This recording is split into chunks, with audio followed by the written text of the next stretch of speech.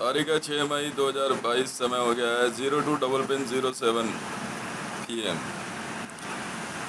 देखिए भैया, आप चाहे कुछ भी कहिए,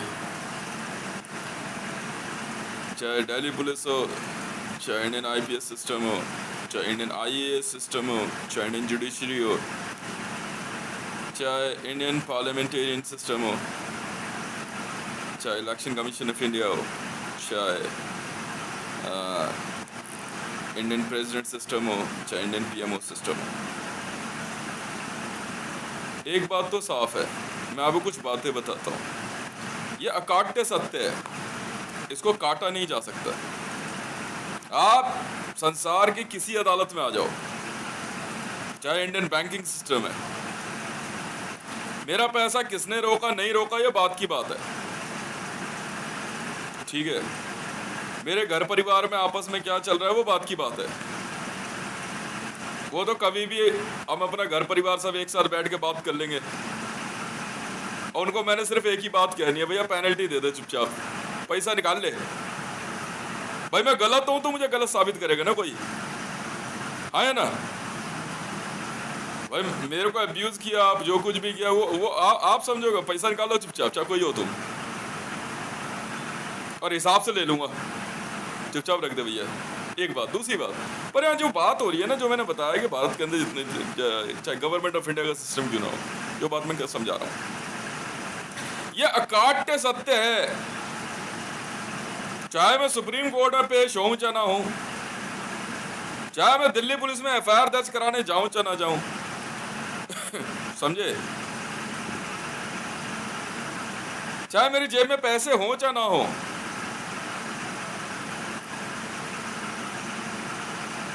अभी मेरा बेल्ट नंबर्स भूल जाइए। पहली बात, नरेंद्र दामोदर दास मोदी गुजरात दंगों से और गुजरात दंगों की वजह से केंद्रीय अन्वेषण ब्यूरो के उसमें आ गया, ठीक है, central bureau of investigation, CBI की जांच में आ गया। पहली बात तो ये लिख लो आप। और उसका मित्र, नरेंद्र दामोदर दास मोदी का मित्र अमित शाह तड़ीपार भी हुआ। तो मतलब खुद जो व्यक्ति गुजरात में मुख्यमंत्री के पद पे है, उसका राइट हैंड लेफ्ट हैंड जो भी बोलो, वो तड़ीपार रहा है सर, गुजरात पुलिस द्वारा, गुजरात के प्रशासन द्वारा, गुजरात की न्याय व्यवस्था द्वारा। यह अकाट्य सत्य है, इसको काटा नहीं जा सकता। भले मोदी को सपोर्ट करने वाले कितने भी लोग हों, कितने ही हो, कोई फर्क नहीं पड़ता। चाय पीजिए। बाद में भारत में प्रधानमंत्री के पद पे आने के बाद चुनावी प्रक्रिया चलती रही। सुप्रीम कोर्ट में, और सुप्रीम कोर्ट से उसे क्लीन चिट तब मिली जब वो भारत का प्रधानमंत्री बन गया, और मेरे ख्याल से तब अमित शाह भारत में गृह मंत्री का पद पे आ चुका था।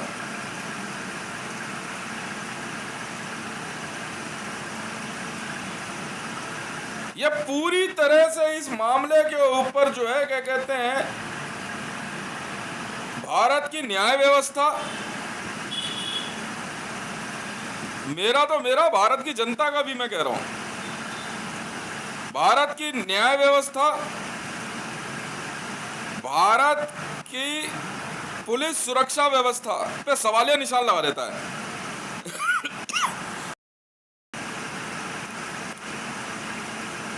एक बात। दूसरी बात, ये वही नरेंद्र दामोदर दास मोदी है जिसको अमेरिका ने वीजा देने से मना कर दिया,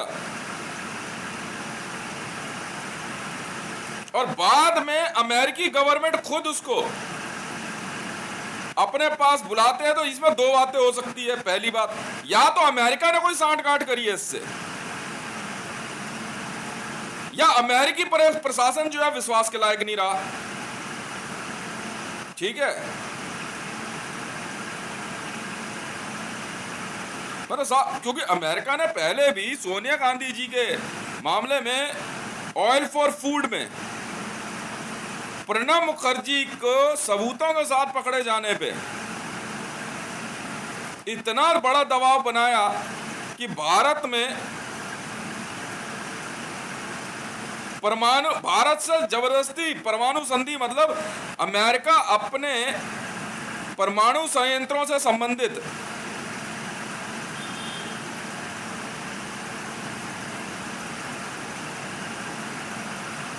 साजो सामान बेच सके, एक बात। फिर उसके बाद मैंने जो है नरेंद्र दामोदर दास मोदी के खिलाफ एक ऐसा एविडेंस दिया कि जिससे अमेरिकी प्रशासन हिल गया।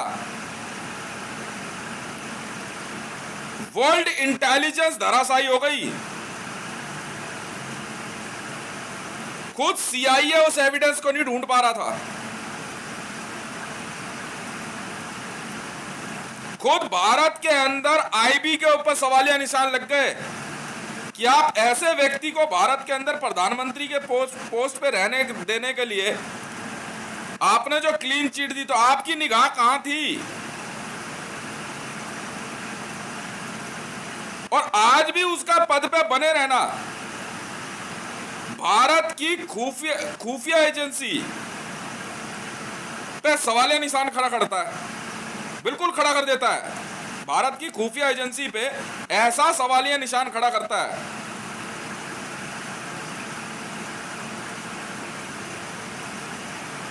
कि ये जवाब नहीं दे सकते किसी को। मेरा क्या बिगाड़ लोगे आप लोग? आप लोग देखो ना, एविडेंस मैंने दिया है सर। खुद पाकिस्तान की आईएसआई और पाकिस्तान में मोदी को मारने, मोदी को बर्बाद करने, मोदी को भारत में प्रधानमंत्री बनने के बाद जो माहौल बना था कि वहां के मिलिट्री जनरल, आईएसआई और प्रधानमंत्री तक जो है क्या कहते हैं, उन्होंने ताकत लगा दी थी कि मोदी आ गया और ये इस्लाम विरोधी है, जबकि था इसका ठीक उल्टा।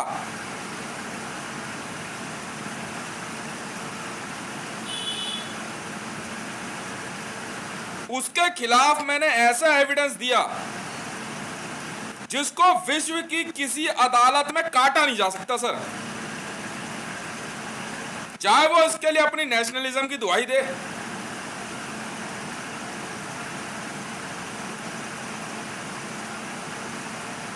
पर वो उस समय गुजरात का सीएम था और गुजरात में उसने दंगे भड़काए थे या नहीं भड़काए थे, इसका जवाब केंद्रीय जांच ब्यूरो देगा, सीबीआई वाले देंगे। पर क्योंकि सीबीआई जब तक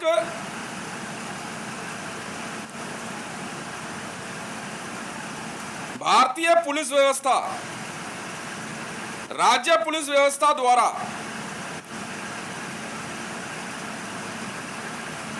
अकाट्य सत्य और एविडेंस, सबूतों, साक्ष्य को प्रस्तुत नहीं कर देता सीबीआई के सामने, तब तक सीबीआई एफआईआर रजिस्टर नहीं करती है सर।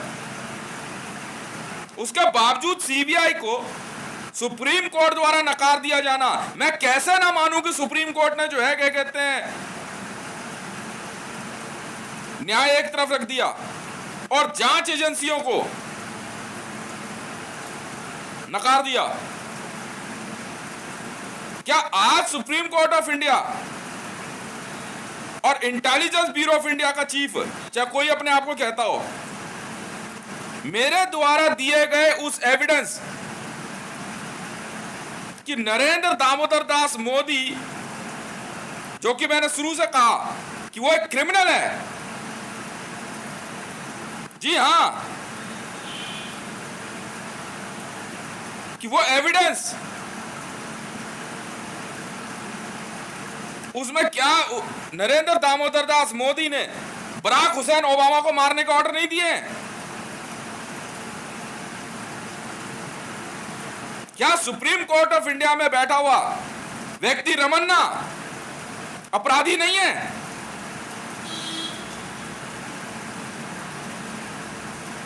क्या मोदी के आने के बाद से भारत में अराजकता नहीं फैली? मैं पीएम टू सीएम की तर्ज पे एक गोपनीय सांठगांठ नहीं करी।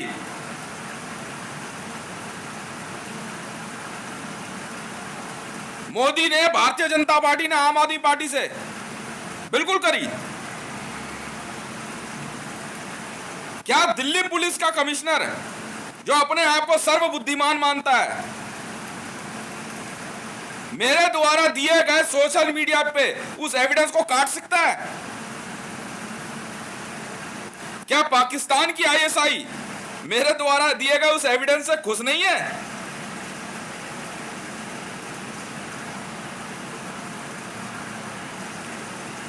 खुद सीआईए और इंटरपोल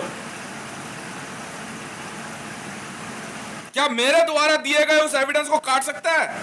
क्या आईसीजे में, international criminal court of justice में मेरे द्वारा दिए गए उस एविडेंस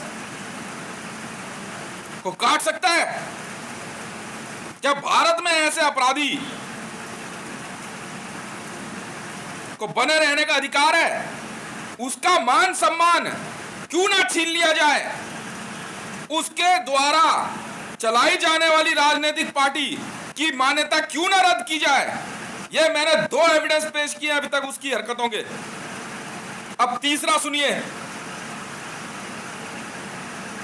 भारत में आर्थिक तख्ता पलट मैंने लगाया उस पे कि जी हां, नरेंद्र दामोदर दास मोदी द्वारा भारत में डिमोनेटाइजेशन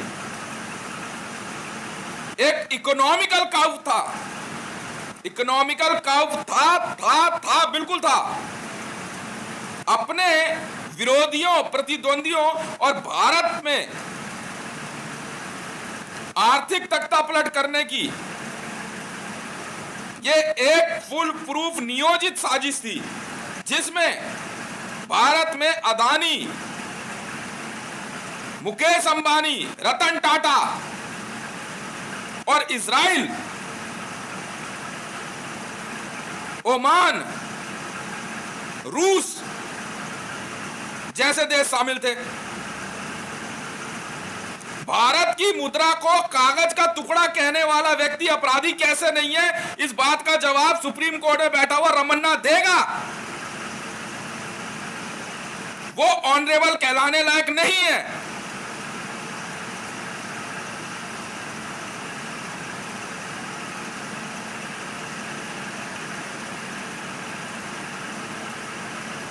रमन्ना भारत में आईपीसी या भारत के संविधान की किसी भी धारा का हवाला देते हुए मुझे और मेरी इन बातों को और मेरे इन सत्यों को काट नहीं सकता, क्योंकि जब तक भारत सरकार के एम्बलम पे सत्यमेव जयते लिखा है तब सुनवाई करनी होगी उसे। भारत में आर्थिक तख्ता पलट पे डिमोनेटाइजेशन से भारतीय मुद्रा और बीआईएस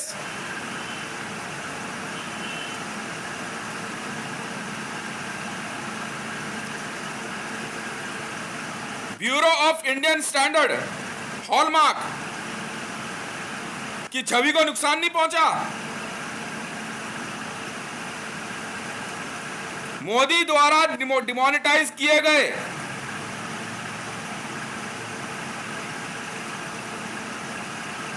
नोटों, मुद्रा की वैल्यू गोल्ड 0 क्यों नहीं होगी? मेरे को इस बात का जवाब दीजिए, भारत के आर्थिक जगत के जानकार और भारत के आर्थिक जज,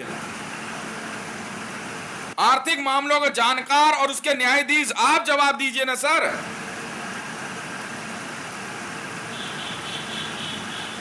$15 लाख करोड़ कहां मोदी 5 ट्रिलियन की इकोनॉमी बनाने वाला और 15 ट्रिलियन का नुकसान। और उस पर रिजर्व बैंक ऑफ इंडिया चुप। सर 1947 से अब तक भारतीय मुद्रा ने जो गोल्ड वैल्यू कमाई वो सब बर्बाद हो गई।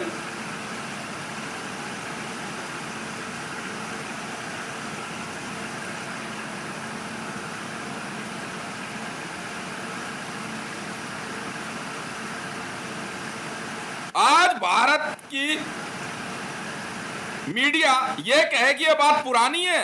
अरे सर पुरानी हो नहीं उससे क्या फर्क पड़ता है? ये तो बताओ ना आप इस स्टडी को क्यों कैसे छुपा रहे हो? आप ही तो पिछले 5 वर्षों से 7 वर्षों से रोते आ रहे हो, चिल्लाते आ रहे हो, खुशी मनाते आ रहे हो डिमोनेटाइजेशन से। नरेंद्र दामोदर दास मोदी ने जो है काला कारोबारियों पे प्रहार कर दिया। अरे क्या प्रहार किया भाई, हमें भी तो बता।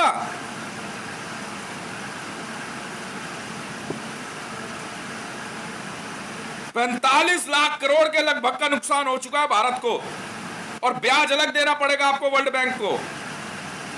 क्यों? भारत को अंधेरे में रख के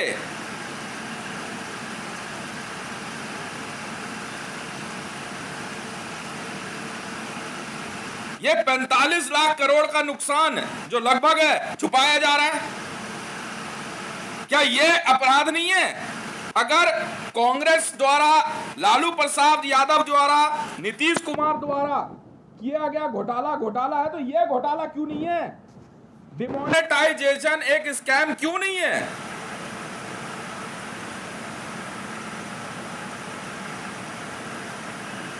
और ये तब जब मोदी के डिमोनेटाइजेशन करने के ठीक 1 वर्ष पहले पाकिस्तान में नवाज शरीफ ने डिमोनेटाइजेशन किया है, उसके 1 वर्ष बाद भारत में होता है। और खुद मोदी प्रधानमंत्री की शपथ लेने के बाद सीधे पाकिस्तान घूमने जाता है, और 1 बार नहीं 2 बार।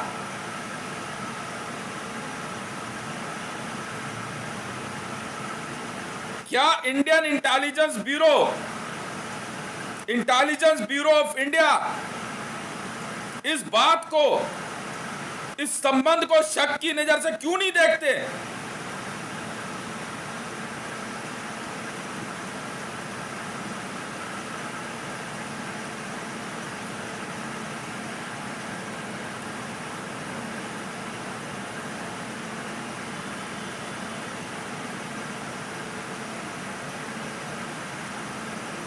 सुप्रीम कोर्ट ऑफ इंडिया में बैठे हुए संविधान पीठ के लोग जो संविधान चलाने का दम भरते हैं, बड़े बड़े लोग ऑक्सफोर्ड प्रिंसटन से पढ़ के आए हुए, लॉ पढ़ के आए हैं, लॉ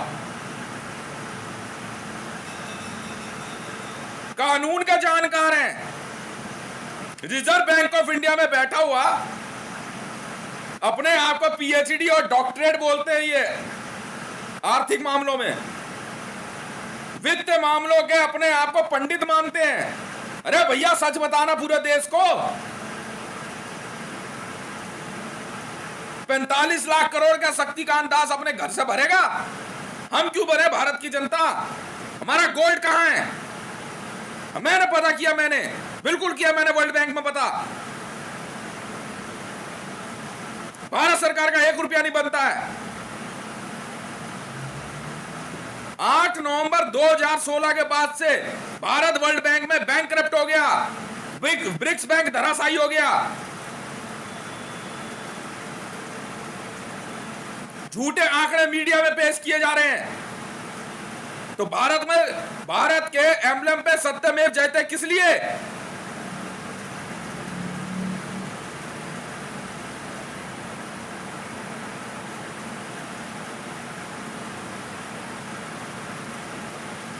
अब कहां चलेगा ये सारे के सारे?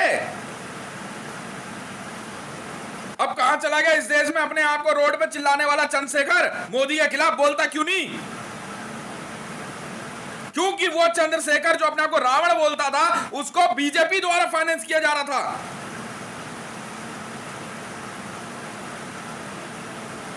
बताइए, श्री राम भक्त कहलाने वाली पॉलिटिकल पार्टी चंद्रशेखर रावण को फाइनेंस कर रही है। वाह भाई वाह। और ये हिंदुत्व तो बता रहे हैं अपने आप को।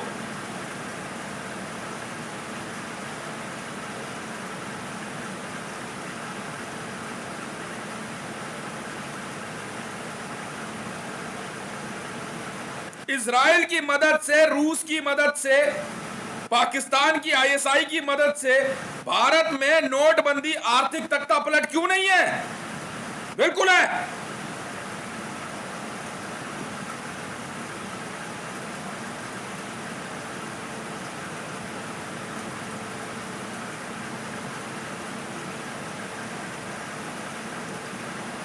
आज भारत में संसद के अंदर बैठा विपक्ष मोदी के इस आर्थिक तख्तापलट के साथ क्यों नहीं है? क्योंकि उस डिमोनेटाइजेशन नोटबंदी में अपना अपना हिस्सा बांध के बैठे थे ये लोग। समाजवादी पार्टी से भारतीय जनता पार्टी में आने वाला गौरव भाटिया भी उन्हीं लोगों में से एक है।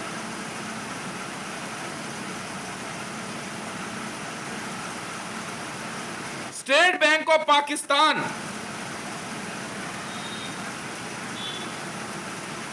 और भारत में बैठा रिजर्व बैंक ऑफ इंडिया में रघुराम राजन, नाम देखिए कितना विशाल है, रघुराम राजन। शक्तिकांत दास, उर्जित पटेल, और हरकतें देखो। भारत का गोल्ड रिजर्व बर्बाद कर देने वाले हैं ये, लेके भाग रहे थे पैसा। 1 वर्ष पहले मोनेटाइजेशन करने वाले मुद्रीकरण और भारत के मंदिरों में रखे हुए चढ़ावा बोलते हैं सर, चढ़ावा, बेकार गोल्ड नहीं। ऐसा दुर्बुद्धि सुधीर चौधरी, मंदिरों में वो चढ़ावा होता है, चढ़ावा, उसको बेकार गोल्ड बोलता है। उसको मोनेटाइज करना मतलब उसका मुद्रीकरण कर दिया। पहले लगभग 200 टन गोल्ड का मुद्रीकरण करने के बाद पूरी सुनियोजित साजिश के तहत फिर उसको जो है विमुद्रीकरण कर दिया, ताकि भारत के मंदिरों का गोल्ड भी गायब किया जा सके। और पाकिस्तान में बैठा नवाज शरीफ और उसकी बेटी मरियम नवाज शरीफ इस गोल्ड को ब्रिटेन की महारानी के खजाने के द्वारा स्विस गवर्नमेंट की मदद से वहां जमा कर रहे हैं।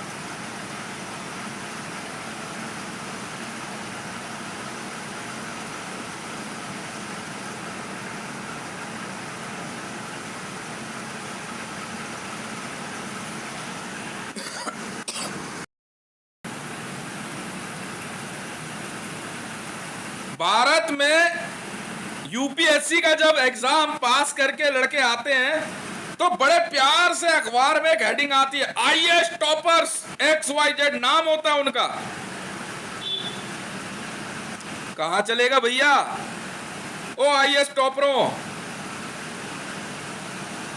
कहां चलेगा भाई? इंडियन फॉरेन सर्विस के लोग क्यों नहीं बताते?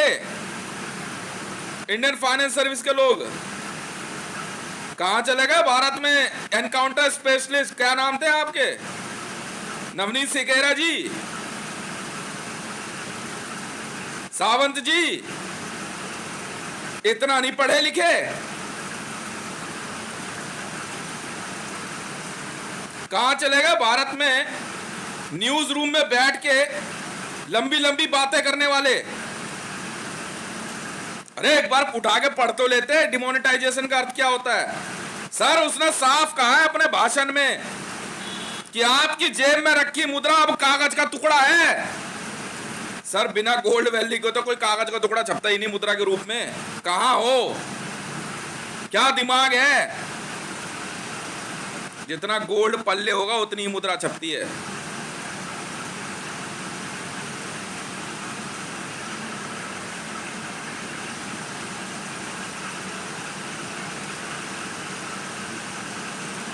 तो मतलब संसद के अंदर पक्ष और विपक्ष ड्रामेबाजी है और भारत की जनता बेवकूफ बनी रहे, और आप हमारी मेहनत का गोल्ड, और हम अपने देवी देवताओं को श्रद्धा स्वरूप जो मंदिरों में गोल्ड चढ़ाते हैं, स्वर्ण दान करते हैं, वो आपको बेकार दिख रहा है? किस हक से?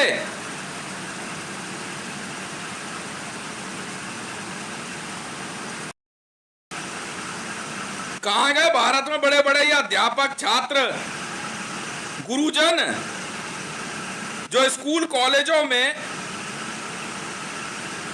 अर्थशास्त्र पढ़ाते हैं? कहां गए सारे कंपनी सेक्रेटरी, चार्टेड अकाउंटेंट? कोई एक भी नहीं है जवाब देने के लिए।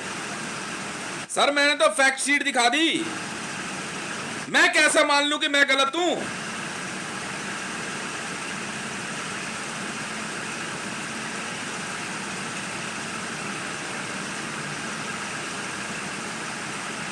ऐसे में गुपचुप तरीके से रूस से आने वाला, रूस का विदेश मंत्री, ब्रिटेन से आने वाला ब्रिटेन का प्रधानमंत्री बोरिस जॉनसन, अचानक देखिए 1 महीने में इतने बड़े बड़े लोगों का अचानक आना। मैं नहीं कह रहा हूं सर, ऐसा नहीं आता कोई। सर पैसा मांगने आए थे अपना, मेरी स्टडी रिपोर्ट के बाद आपका कोई पैसा नहीं बचा, खत्म सब। इसलिए रूस से दौड़े दौड़े आए, सरगई लावरोव साहब बिल्कुल आए। भाई साहब मैं जिंदगी भर गुलामी लिख दूंगा रूस की और बोरिस जॉनसन की, अगर मेरी बात से मना कर दे कि वो अपना पैसा मांगने नहीं आया था।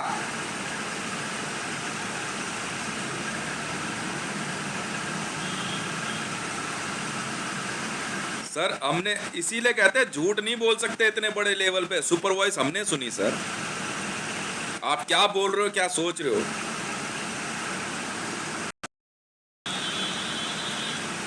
एक ही महीने में, कुछ ही समय के अंतराल में रूस का विदेश मंत्री जो केजीबी का चीफ है, मामूली व्यक्ति नहीं है वो, बोरिस जॉनसन, ब्रिटेन का प्रधानमंत्री, भारत आता है। सर वो मेरी इस रिपोर्ट के बाद ही आया है सर अपना पैसा मांगने कि हमारे पैसे का हिसाब दे दे।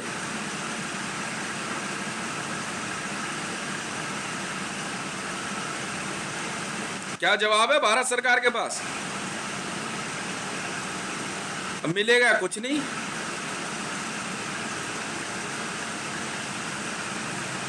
क्योंकि इंटरनेशनल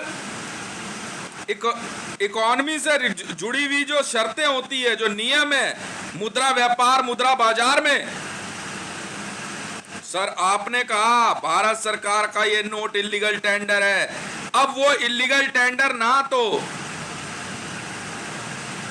काला बाजारियों के काम के रहा और ना ही इन सफेद भ्रष्टाचारियों के नाम, तो किसी का नहीं रहा। कहां गया किसी को नहीं पता। और भारत की जनता एक बार फिर से कंगाल। ब्रिटेन की महारानी हाथ मलती रह गई, मरियम नवाज अपने लैपटॉप पे बैठ कर अकाउंट चेक करती रह गई, रिजर्व बैंक ऑफ इंडिया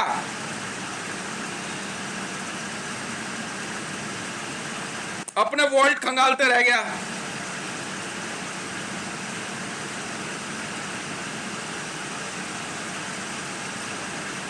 और सब खत्म।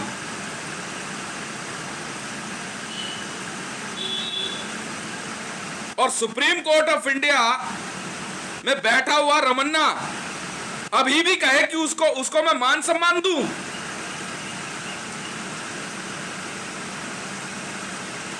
ऐसे में भारत की न्याय व्यवस्था भारत के न्यायाधीशों को क्या बोले? हम तो नहीं बोलते। जवाब दे, वरना ये नाटक बंद करो।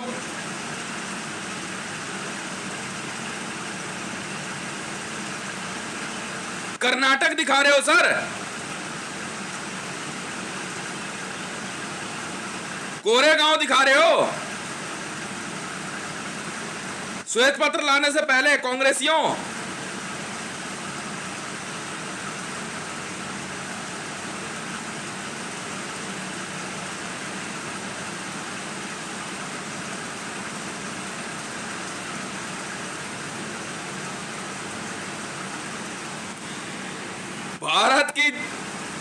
भारत के अंदर चले जाने वाला यह ड्रामा हर 5 साल में रिपीट होता है।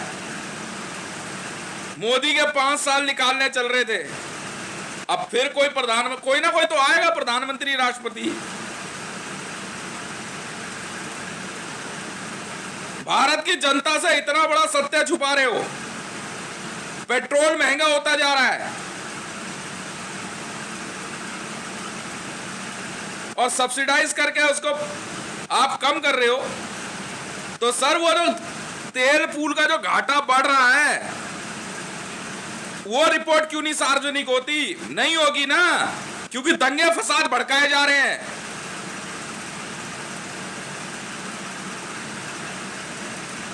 मीडिया को यह दिखाना जरूरी है कि फला जगह दंगे भड़क गए, पर हितेश रे वन नाम हितेश मंडल द्वारा जो बात कही जा रही है उसको छुपाया कैसे जाए?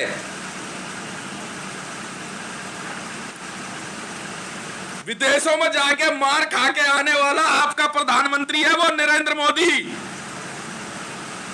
जूते चप्पल सबसे पिटाइए, क्योंकि इसके द्वारा कहा गया कि भारतीय मुद्रा सिर्फ एक कागज का टुकड़ा है। डिमोनेटाइजेशन विश्व के 233 देशों में रखा हुआ भारत का उनके द्वारा इंडियन फॉरेक्स रिजर्व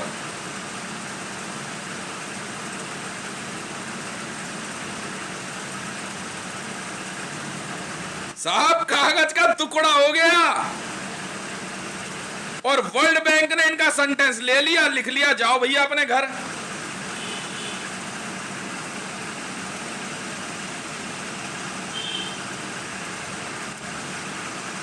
अबे अब क्या शक्तिकांत दास और मोदी को हटाने के लिए आरती उतारोगे इनकी,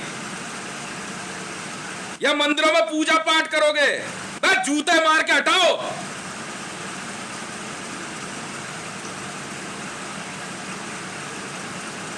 कौन रघुराम राजन? मार मार के निकालो इनको बाहर। पैसा कहां है? मैं कह रहा हूं ना सर, नहीं है वर्ल्ड बैंक में भारत का पैसा। वर्ल्ड बैंक ने सील कर दिया ऑल ओवर वर्ल्ड में।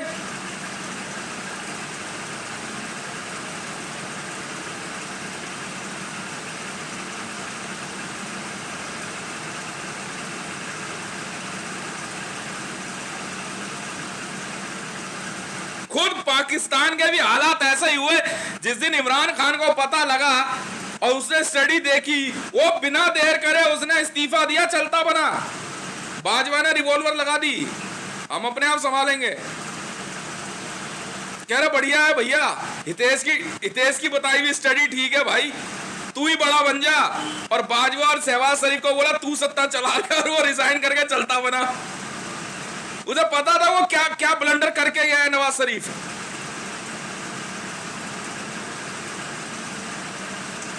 पाकिस्तान का 8 लाख लगभग है, 8 लाख ट्रिलियन गायब।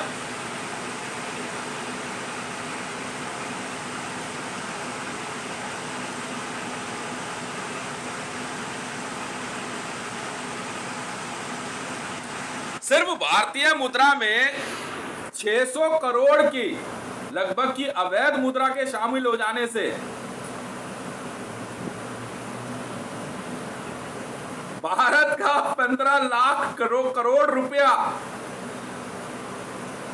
अवैध करार दे दिया गया, इलीगल करार दे दिया गया भारत के प्रधानमंत्री नरेंद्र दामोदर दास मोदी द्वारा।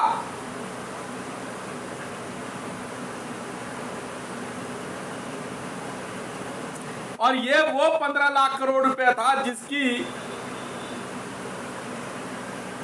पोजीशन भारत में रिजर्व बैंक, आईसीआईसीआई, एचडीएफसी, सरकारी, गैर सरकारी, कॉरपोरेटिव, हर बैंक में, हर मंदिरों के वॉलेट में, चर्च में, गिरजाघर में, सब जगह पड़ा था।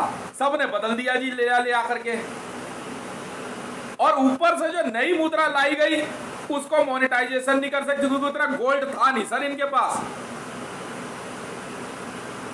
15 लाख करोड़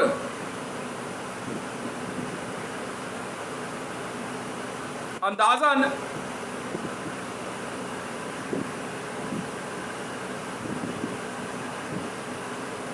ये बैठता है कोई शायद मेरे हिसाब से 3 लाख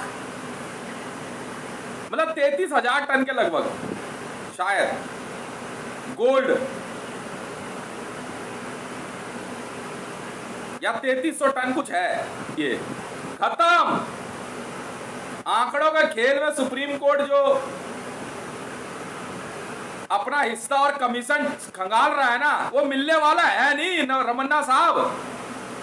भारत की बिल्कुल बिल्कुल बोलूंगा, भारत के न्याय बीच बैठ करके वहां संविधान पीठ के लोग और सुप्रीम कोर्ट के जज इस डिमोनेटाइजेशन में अपना हिस्सा ढूंढ रहे हो। और भारत के सर्वोच्च न्यायालय और उच्चतम न्यायालय के जज और भारतीय एजेंसी के जांच ब्यूरो, चाहे वो कैग हो, चाहे सीबीआई हो, चाहे आईबी हो, चाहे भारत का प्रधानमंत्री हो, चाहे राष्ट्रपति हो, चाहे रिजर्व बैंक ऑफ इंडिया के गवर्नर हो, अपना हिस्सा तलाश रहे हो। अरे भैया नहीं मिलेगा यार। वजह है वो कागज का टुकड़ा है यार।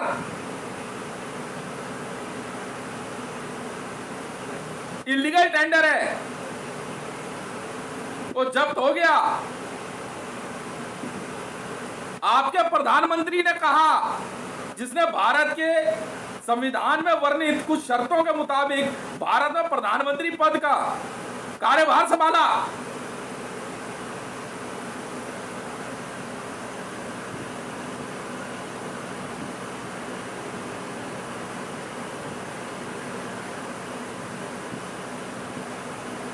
बिल्कुल है अपने पैसे के हिस्से के इंतजार में बैठा रमन्ना कि अब ठीक है चला जाए, अब चला जाए।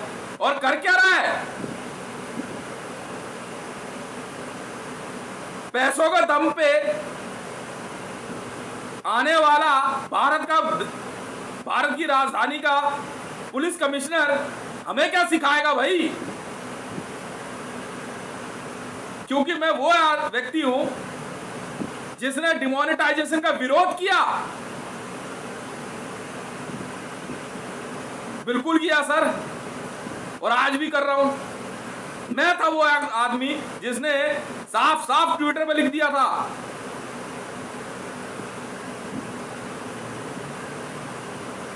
कि खेत में खरपतवार हो जाने के कारण खेत में आग नहीं लगाई जाती। जी हां, मैंने कहा था ये। अरे खरपतवार का इलाज कर यार, खेत में ही आग लगा दी तूने। उसी दिन मैंने कहा था नरेंद्र मोदी को ट्विटर पे, तो बैठ के यही वो प्रधानमंत्री कार्यालय है जो मेरे ट्विटर हैंडल के ट्वीट डिलीट कर रहा है।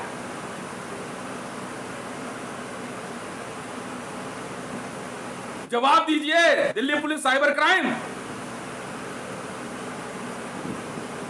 आज भारत में आईएएस आईपीएस लॉबी अपने हिस्से का इंतजार कर रहे हैं बैठ के।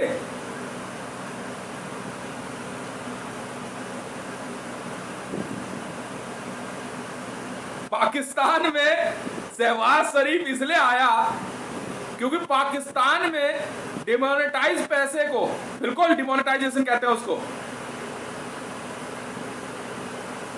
को बदलने की अंतिम तिथि 31 दिसंबर 2022 है। अब उस पैसे को बाहर निकालने का जब समय आया तो बाजवा द्वारा इमरान खान को बंदूक की नोक पे इस्तीफा देने को मजबूर किया गया, जबकि खुद पाकिस्तान की संसद में ने अविश्वास प्रस्ताव खारिज कर दिया इमरान खान के खिलाफ।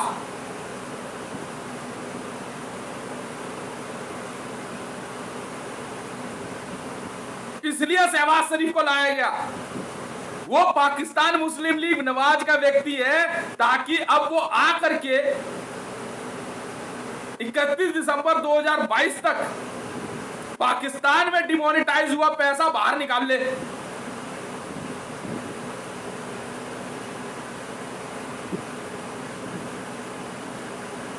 स्टेट बैंक ऑफ पाकिस्तान की मदद से भारत में बैंक से अपना ही पैसा निकालने पे एटीएम द्वारा पर ट्रांजैक्शन 10 रुपए का सरचार्ज लेने वाली एक गवर्नमेंट है ये नरेंद्र मोदी।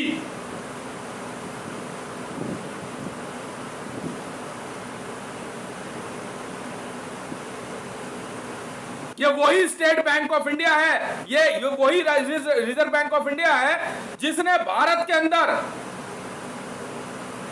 साधारण जनमानस को परेशान करने के लिए टेक्नोलॉजी के इस्तेमाल के नाम पे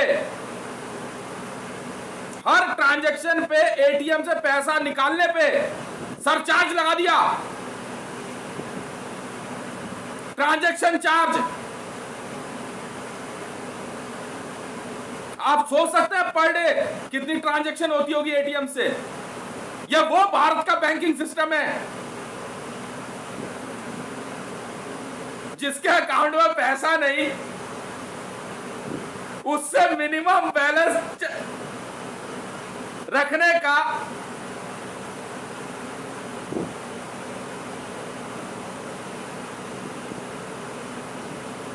क्या कहते हैं उसे, चार्ज ले लेते हैं कि आपके अकाउंट में पैसे नहीं है। सर नहीं है तो इसीलिए नहीं है ना, और जिनके अकाउंट में करोड़ों अरबों रुपए हैं उनको ब्याज देते हैं।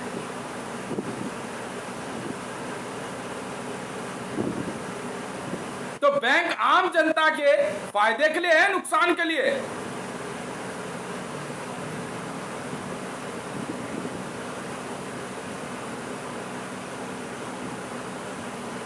तो अब ये बैंक वाले जवाब नहीं देंगे तो कौन देगा सर?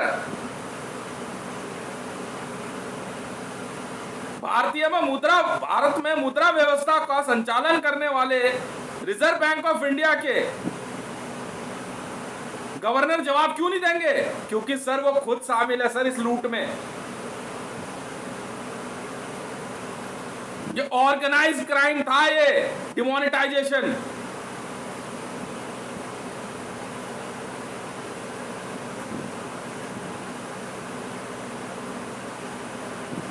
और ऐसे व्यक्ति को 15 अगस्त और 26 जनवरी में सैल्यूट देने वाले इन मिलिट्री जनरलों को और इनकी वर्दियों पर क्यों ना थूके? क्यों नहीं घिनाए हमें इनकी वर्दियों से?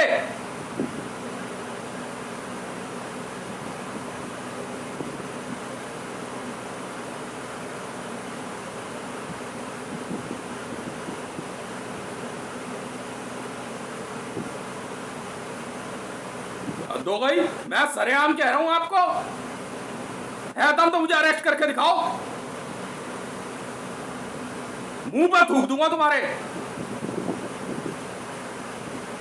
इन काले कोर्ट में बैठे जजों की मुंह पर क्यों ना थूके हम? मोदी के 5 साल निकालने के चक्कर में मोदी जगह जगह भाग रहा है कि पैसा कहां से बटोरेगा। भाई लाएगा कहां से यार? पूरे विश्व में तू अपने मुंह से कह चुका है ये इलीगल टेंडर है, और जो तू नया नोट तूने इशू किया उसकी गोल्ड वैल्यू नहीं है, फिएट करेंसी छाप दी तुमने। मानते ही नहीं है।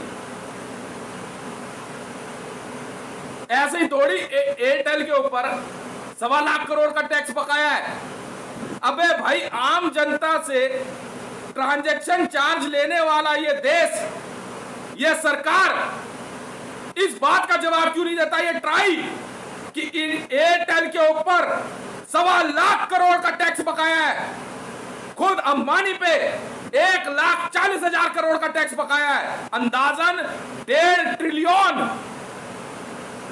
जी हां, मुकेश अंबानी पे।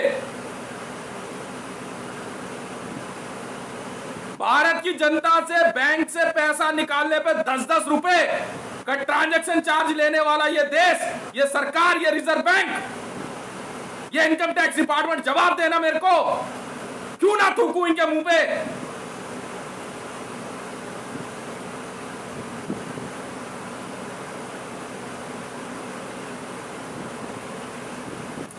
यार, आप मेरी बात गलत साबित कर दो। चुपचाप सुपर वॉइस में जीएमआर में गया तो एयरटेल का 1.25 लाख करोड़ रुपया भरने के लिए मुझे बोलते हो। क्यों भरूं मैं? तू क्यों दूं? है मेरे पास पैसा नहीं है, मैं क्यों दूं? 1.25 लाख करोड़, 1.25 ट्रिलियन, कहां 5 ट्रिलियन की इकोनॉमी बनाने की बात करने वाला सर 1,40,000 करोड़ का टैक्स बकाया है मुकेश अंबानी पे, रिलायंस के मालिक पे। 60,000 करोड़ के लगभग रतन टाटा पे है। आंकड़े आगे पीछे हो सकता है, पर इतने भी नहीं जितने मैं बता रहा हूं। 2-4-5,000 करोड़ आगे पीछे होगा। खुद एयरटेल सुनील मित्तल पे 1,25,000 करोड़ का टैक्स बकाया है अकेले एयरटेल पे सर। और ट्रांजैक्शन भारत के प्रत्येक जनमानस से ट्रांजैक्शन अमाउंट 10 रुपए चार्ज लगेगा ट्रांजैक्शन का लेने वाला, ये वही मोदी है सर। मैं क्यों ना थूक दूं इनके फाइनेंस मिनिस्टर, क्यों ना थूक दूं निर्मला सीतारमन के मुंह पे।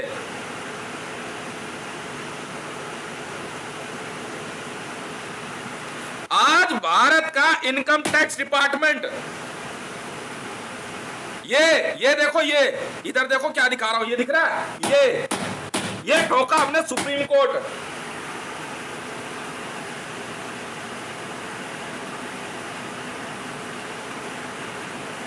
कि भारत का इनकम टैक्स डिपार्टमेंट इस बात की सच्चाई क्यों नहीं बयान करता कि इन कॉर्पोरेट हाउसेस का कितना टैक्स बकाया है।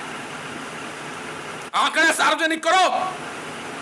हमारे से हमारा ही पैसा जो बैंक में रखा हुआ है उसका ट्रांजैक्शन अमाउंट निकाले तो पर ट्रांजैक्शन 10-10 रुपए। क्यों?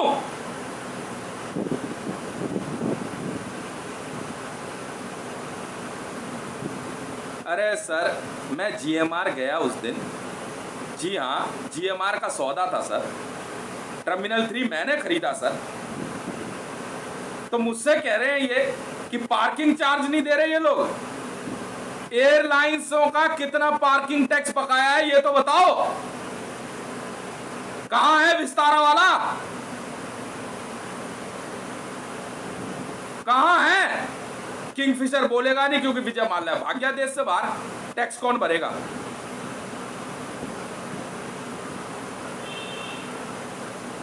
कहां भाई रतन टाटा कितना पैसा बकाया है?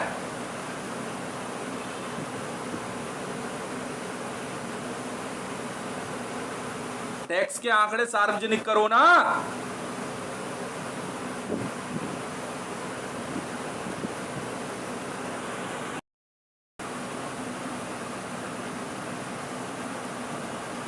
इन आए दिन आप इंटरनेट के दाम बढ़ा रहे हो। अब कोई फायदा है? आंकड़ा बढ़ाए जा रहे हो। कौन बनाएगा उतना गोल्ड? कहां से लाओगे आप? आंकड़ा सार्वजनिक करो ना। कहां गया वो मीडिया? कहां गए वो आर्थिक जानकार, लंबी लंबी बातें पेश करने वाले? वैसे तो बता देंगे कि भाई इतनी तारीख को जो है इस नेता ने ये किया, जेपी ने ये किया, लोहिया ने ये किया,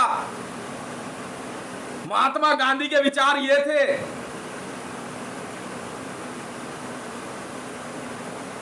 जवाब दे सकते हो?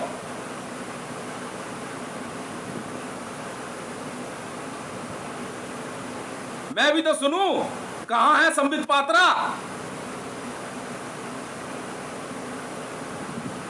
पटेल ने ये कहा और सावरकर ने ये कहा। अरे सावरकर साहब जेल से बाहर इतने साहसी थे कि अंडमान निकोबार में समुद्र में कूद के समुद्र पार करके भारत आ गए। अच्छा जी, मान ली बात सर, मान ली। ये भी तो बता दे भाई, वो आदमी कहां से लाऊं जो ये बताए इनकम टैक्स का आंकड़ा सार्वजनिक करो ना भाई,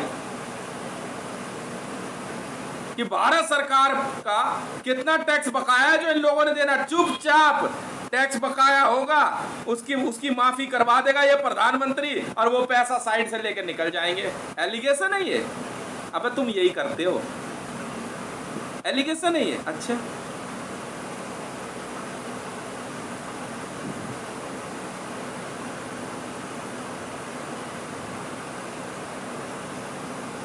और क्या?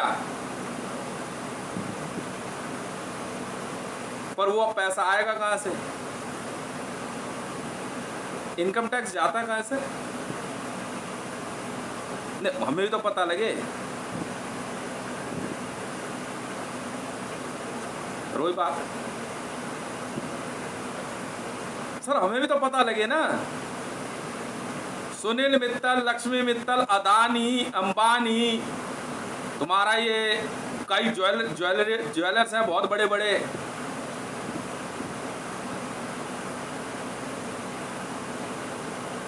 ये सर, ये कितना टैक्स बकाया है इनका? Service tax. हाँ, एयरटेल तो सर्विस टैक्स ही तो लेगा एयरटेल, और क्या लेगा? Sale tax. प्रोडक्ट तो नहीं बेच रहा है। खैर चलो, कोई सा भी टैक्स हो, टैक्स तो टैक्स है। कितना बकाया है सर? पे कर दिया इन्होंने। और कितनी रिबेट दी है इन्होंने? क्यों दी है ये रिबेट? जनता को क्यों नहीं मिलती सर? जनता को दे दो ना सर, इनसे टैक्स ले लो और उतनी रिबेट जनता को दे दो। जब मैंने ये कहा कि एयरटेल के इंटरनेट कनेक्शन के दाम कम होंगे तो इनको बुरा लग गया। जनता से तो और महंगा ले लेंगे और वहां इनको टैक्स रिबेट देने का कौन सा नियम है सर?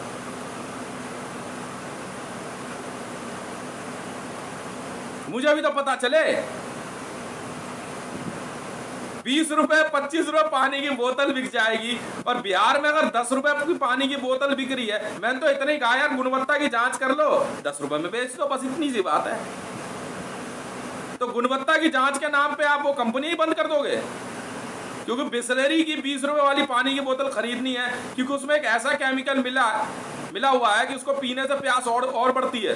बिल्कुल है, बिस्लेरी के अंदर डिहाइड्रेशन बढ़ता है बिस्लेरी की पानी की बोतल पीने से। आपको मालूम है ये बात? शरीर में डिहाइड्रेशन बढ़ता है। ये स्टडी मैंने दी थी सर, मैं हूं वो आदमी सर। बिल्कुल सर।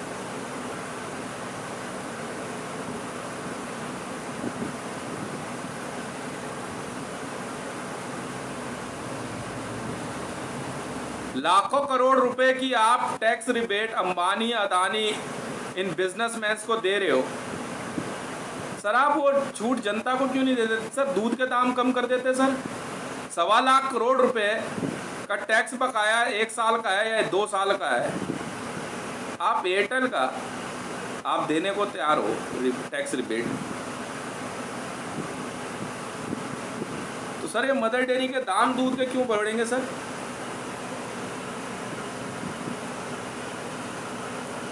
मैं भी तो सुनूं।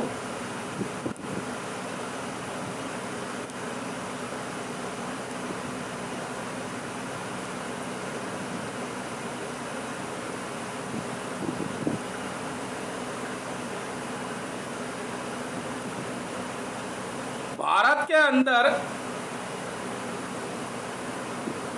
सुपर वॉइस, हॉटलाइन हैक, प्रेत विद्या, यही काम रह गया तुम सबके पास अब। ऐसे चलते हैं डिपार्टमेंट्स। मल विद्या से पुलिस ताकतवर बनती है। अपने सोच, अपने जमीर, अपनी बुद्धिमता अपने साहस, अपने शौर्य से नहीं, अच्छा मल विद्या से ताकतवर बनते हो। अरे बाप रे बाप, मल विद्या, मल समझते हो? अपना मल अपने शरीर पर लगा करके नहाओगे धोओगे नहीं। अच्छा ऐसे ऐसे इंडियन आर्मी मजबूत बनती है? बाप रे बाप, मुझे नहीं पता था भाई।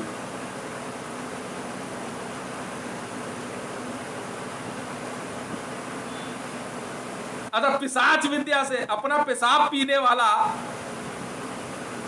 व्यक्ति ही दिल्ली पुलिस कमिश्नर बनेगा? अच्छा,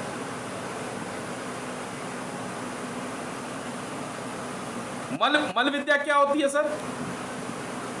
मना करके दिखाना जरा एक बार कि आप लोगों ने नहीं चलाई।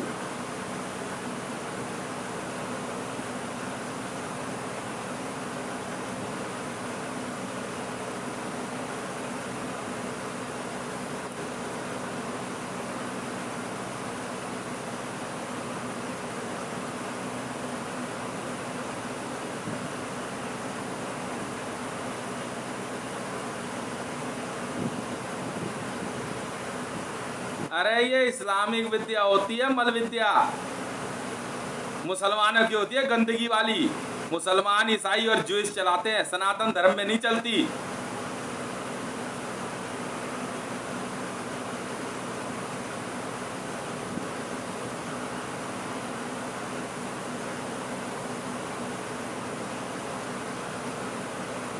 भारत में इन व्यापारियों पे कितना कितना प्रतिशत सेल टैक्स बकाया है? कितना कितना कितना अमाउंट है? इसका आंकड़ा क्यों नहीं सार्वजनिक किया जाता?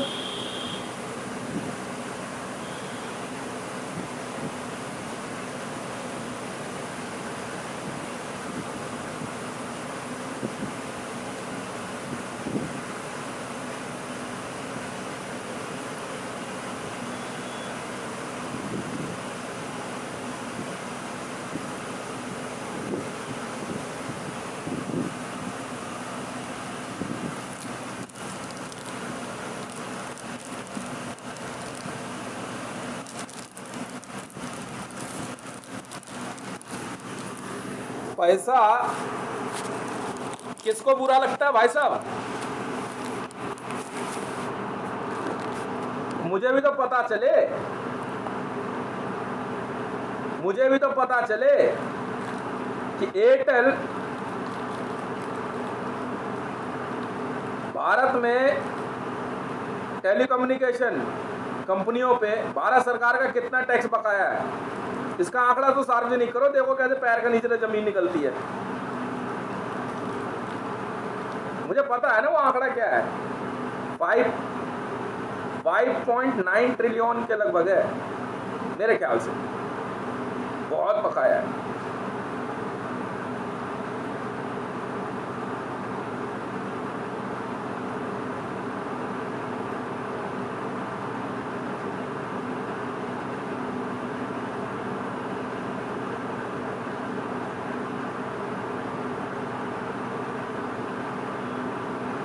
मुकेश अंबानी पे 1,40,000 करोड़ का टैक्स बकाया है रिलायंस ग्रुप पे भारत सरकार का। और अदानी तो फोकट में बैटिंग किए जा रहा है। और महिंद्रा, अरे बाप रे बाप, महिंद्रा की तो कहने ही क्या। टैक्स कौन देगा सर, हमें भी तो पता चले।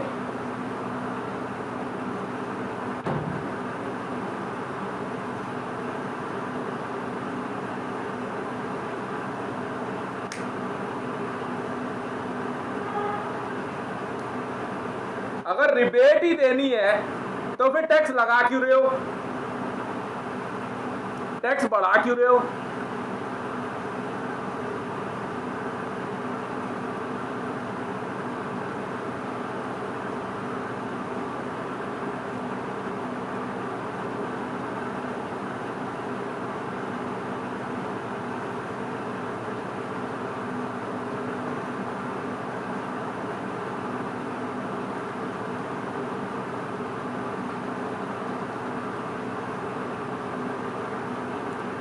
अरे आप एक बार पहले भारत सरकार का कितना टैक्स इन कंपनियों पर बकाया, इस आंकड़े को जारी करके आप शुरुआत तो करो।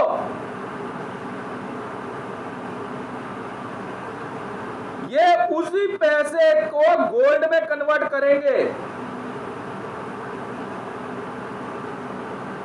और भारत की जनता बदहाली में अपने घर की ज्वेलरी मुथूट जैसे में जाकर के रखे और वहां जब वापस लेने जाए कह रहे अभी नहीं है जी, बाद में आ जाना।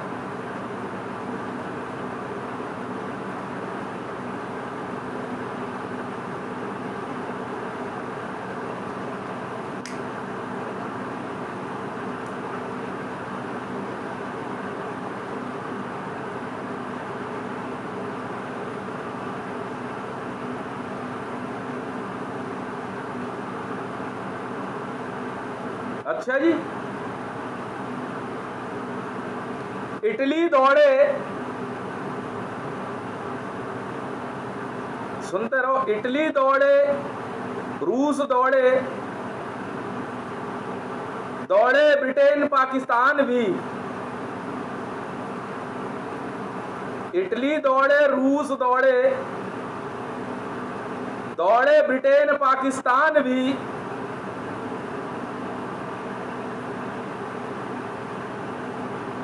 दौड़ते रहो, हमें क्या है पैसा तो गया सबका, गया, पहले गया दिखा दिया मैंने, गया तुम्हारा पैसा भैया। हुक्कल बैंड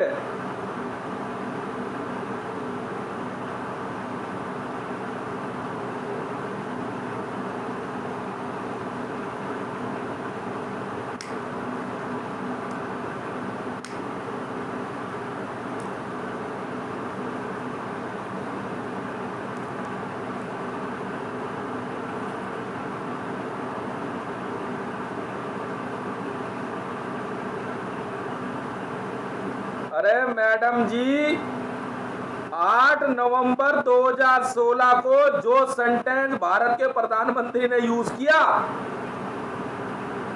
उसके बाद भारत का रुपया जीरो हो गया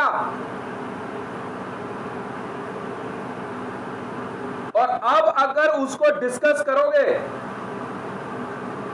तो 45 ट्रिलियन रिजर्व बैंक के बताए गए आंकड़े के अनुसार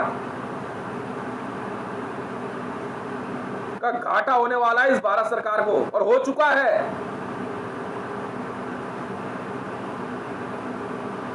पता है देश कितना पीछे चला जाएगा।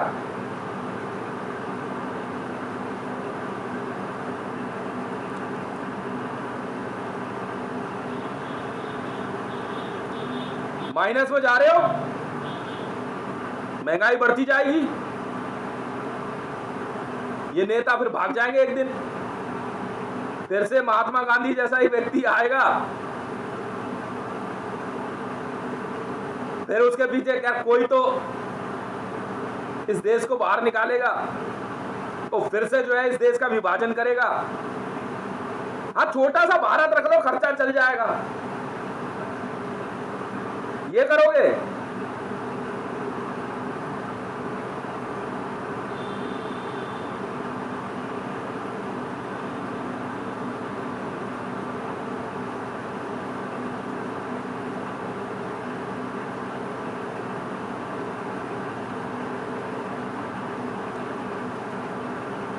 जब आप भग्गू ग्रुप की बात छेड़ ही रहे हैं जनाब, तो उसके बोर्ड ऑफ डायरेक्टर्स के नाम भी तो सार्वजनिक कर दो सर, आईडी को बोलो तो सही।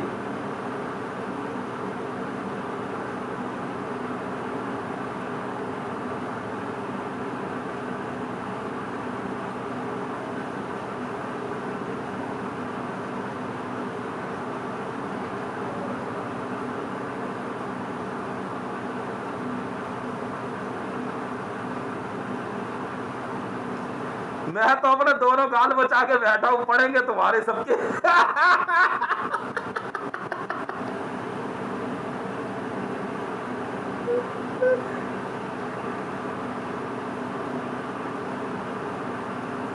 बहुत बहुत धन्यवाद। ठीक है, इस देश की जनता की आंखों में धूल ना झोंको। मोदी के 5 साल मत निकालो, वरना आजीवन कारावास करवाने की मेरी जिम्मेवारी है, आप सबको याद रखना। संख्या में आप कितने भी हो, पूरे विश्व की जेल खाली है, उन देश के राष्ट्रपति प्रधानमंत्री आएंगे, लेके जाओ इन सबको।